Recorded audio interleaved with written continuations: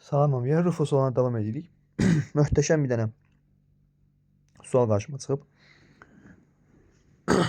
Sualı çox bəyəndim. Sualın tərkibində həm buradan müəyyən bir ardıcıllığa yarayan düstur çıxartmalıyıq, həm də bir teorem var, ondan istifadə edəcəyik. Yəni sual çox şahəlidir.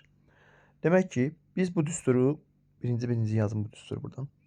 Bizdən x n plus 1 çıx 1 bərabər deməli, daha doğrusu üstəgəl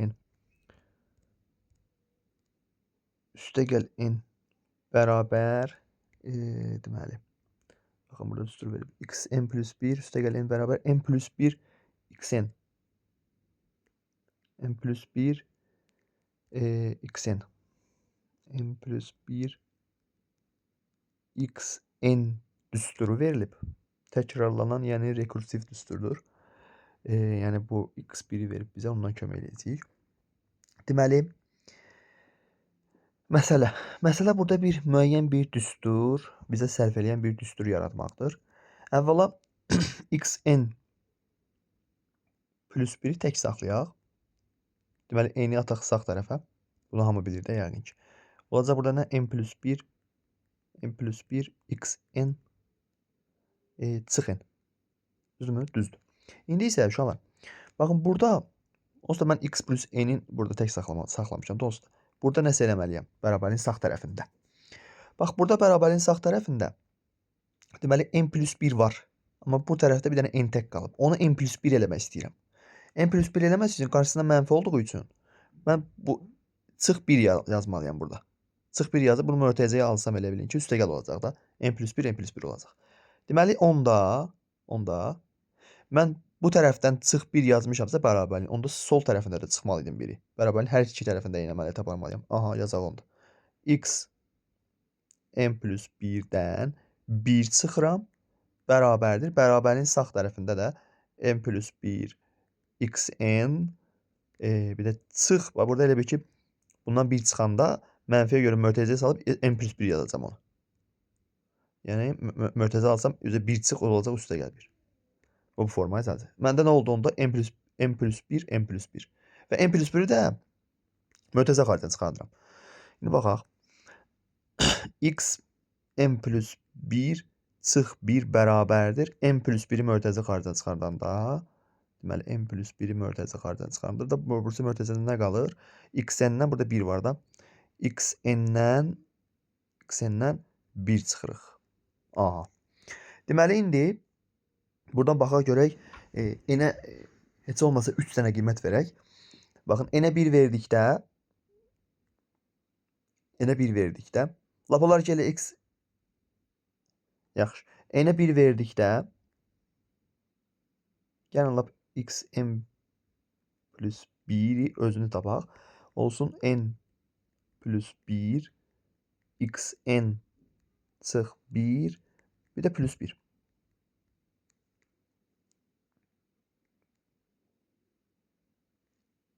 Düzdürmü? Sonra, indi n-ə qiymətlər verək, baxaq. Deməli, n 1 olduqda, təbii ki, natural qiymət. N-ə 1 verdikdə nə olacaq? N-ə 1 verdikdə biz nəyi tapırıq? N-ə baxın, burada 1 verdikdə nə olur? X2-ni tapırıq. Təbii ki, X2 bərabərdir. N-ə 1 verdik, bura 2 oldu. N-ə 1 verdik, bura X1 çıx 1 oldu. N-ə 1 verdik.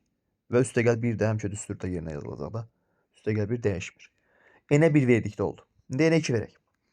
N-ə 2 verdikdə n bərabərdir 2 qəbul edək. N-ə 2 verdikdə bura nə olur? N plus 1. X3-ü tapırıq, təbii ki.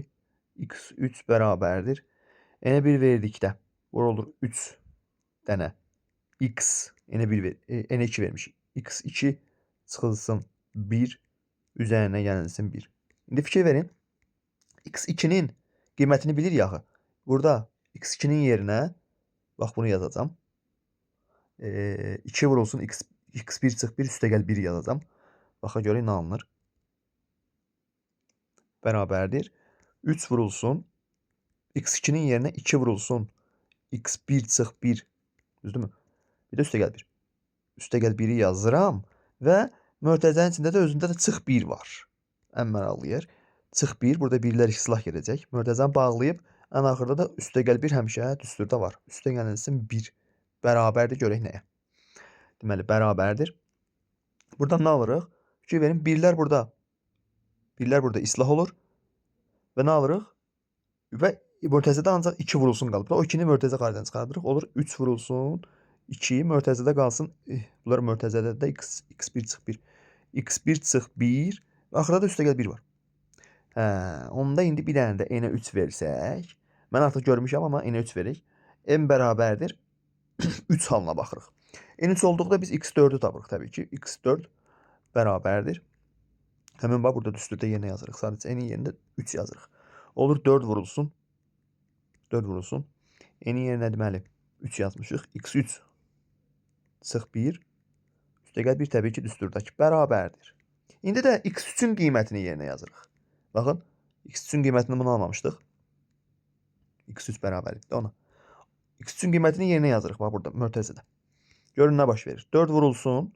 Mötərizədə x3'ün yerinə 3 vurulsun 2. x1 çıx 1 üstəgəl 1. Üstəgəl 1 də var. Mötərizəni bağlayırıq. Üstəgəl 1 bizim düsturdakı üstəgəl 1. Bərabərdir. Fikir verin. Bərabərdir. Baxın, burada deməli, bir də çıx 1 var idi. Oradan onu yaddan çıxartdım. Üstəgəl 1 x3'ün qiyməti. Bax burada üstəgəl 1 x3'ün qiyməti. Bir də baxın burada bizdə x3'dən 1 çıxırıq. Bir də çıx 1. Çıx 1 bu da mötərizədən düsturun öz üstəgəl 1-i. Aha, indi bərabərdir. Bərabərdir.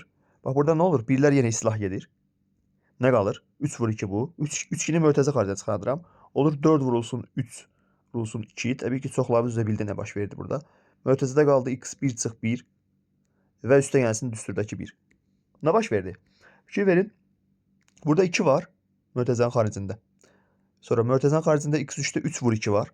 Mötərizənin xaricində 4 3 2 var. Yəni faktorial var da. Çünki 1 sayılmır da, 1 yazmıyorlar. Birinin önəmi yoxdur hasildə. 2 var, 3 vur 2 var, 4 3 2 var. Növbətində yoxlasaz n4 alanda 5 4 3 yəqin 2 olacaq. 5 4 3 2. Onda biz onda bizim düsturumuz nə formaya düşəcək onda? Yəni biz düstur almışdıq ha. Baxın burada. Və burada düstur almışdıq. Bu nə formaya düşəcək? Həmçində burada da yaza bilərik də, məsələn, burada. Nə formaya düşəcək düsturumuz? Düsturumuz bu formaya düşəcək. Deməli, x n plus 1 x n plus 1 bərabərdir n faktorial vurulsun x1 çıx 1 üstəgəl 1. Yoxsa elə et də. Vurulsun x n faktorial vurulsun x çıx 1. Bir də düsturda üstəgəl 1. Üstəgəl 1 olacaq. İndi məndən nəyi soruşur?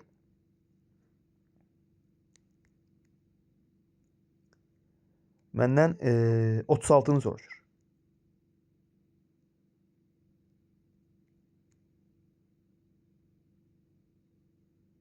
(36 ədədinin. Buna görə 36 ədədinin. Deməli,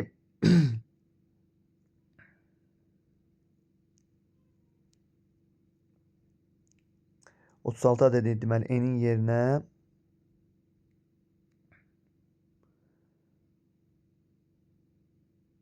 35 qoyduqda olur da o. Düzdür mü? Bir dənə baxaq. 3 qoyduqda 4 olur. N-in yerinə bəli 35 qoyduqda. Deməli bizim düsturumuz nə formaya düşdü? N faktorial vurulsun x çıx 1 üstəgəl 1 formasına düşdü. Düzdürmü?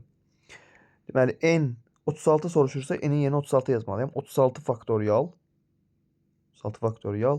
bərabər vurulsun daha doğrusu. Vurulsun. x1'i zaten mən 11 vermişdi. Dedim axı x1'i verib bizə. x1'i 11 verib. 11 çıx 1 üstəgəl 1 bərabərdir. 36 faktorial vurulsun 11'dən 1 çıxanda təbii ki 10 eləyir.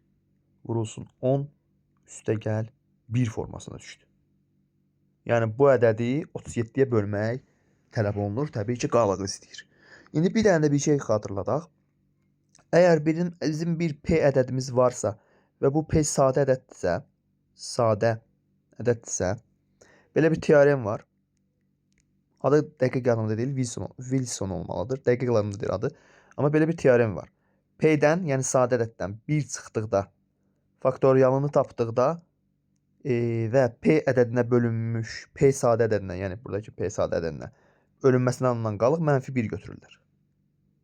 Yəni bunu modla işarə edirlər. Mod P-də.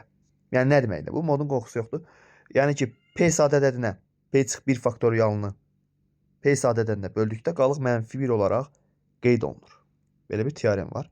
Ona görə bizdə 36 faktorialın 37-yə bölünməsi zaten bizə mane olurdu bu sualda. 36 faktorial da bizdə nə deməkdir? Daha doğrusu 30 faktorial, bəli. Bizdə 37 özü sadə ədəddir. Deməli, bu teoremdən istifadə etmək olar. 37 sadə ədədsə nə etməliyəm? P-nin yerinə 37 yazmalıyam. P-nin yerinə 37 yazıram. Çıx 1 faktorial bərabərdir. -1 eləməlidir. Harda? Mod, yəni ki, nəyə böldükdə? 37-yə. Təbii ki, bu doğrudur. Çünki mən P-nin yerinə yazmışam, 37 yazmışam. Deməli, onda belə çıxır ki, burada da 36 faktorial aranır da, düzdürmü? 36 faktorialın deməli 37-yə bölünməsi alınan qalıq neçəyə bərabər olur? -1-ə. İndi -1-ə bərabər olursa, yəni başqa qələmlə götürdüm. Deməli, mən 36 faktorial böləndə -1 aldım. Qalıq. Burada vurulma var 10-a. -1-i 10-a vuranda neçə eləyir? -10. Üzərinə 1 gəlirəm. -9. İndi -9 axı belə deyək də, qalıq olmur. -9 qalıq olmur. -9-u 37-yə bölsəm, -9-u 37-yə bölsəm, qalığı bu formada götürürəm. -9 nəyə bölürəmsə onunla toplayıram. 37 ilə toplayıram. Nəticə olaraq bizə təbii ki, nə alınır? 28 cavabı alınmış olacaq. Maraqlı sual idi.